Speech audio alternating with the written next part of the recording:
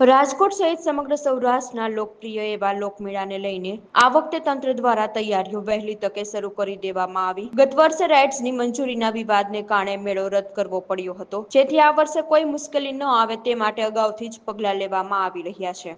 જિલ્લા કલેક્ટર પ્રભવ જોશીએ જણાવ્યું હતું કે ગત વર્ષના નિયમો જ આ વર્ષે પણ લાગુ પડશે। જોકે આ વખતે રાઇડ સંચાલકો સાથે વહેલી બેઠક યોજવામાં આવશે અને ટેન્ડર પ્રક્રિયા પણ વહેલી શરૂ કરવામાં આવશે। આનાથી રાઇડ સંચાલકોને તૈયારીઓ માટે પૂરતો સમય મળી શકશે।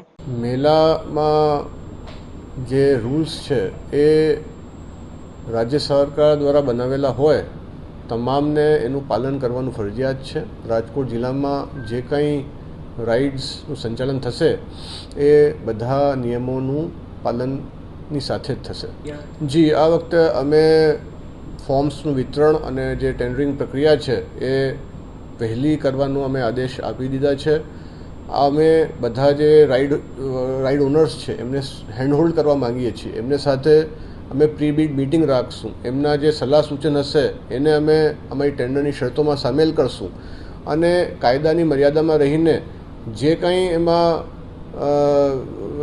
એમાં રસ્તો નીકળી શકે છે એ નિકાલવા માટે અમે તૈયાર છીએ અને અમને ઉમ્મીદ છે કે રાઇડ સંચાલકો પબ્લિકની જે સેફટી છે એને પ્રાધાન્ય આપી જે નિયમો છે એને અનુસરીને રાઇડ ચલાવવા માટે અહીંયા રેડી થઈ જશે।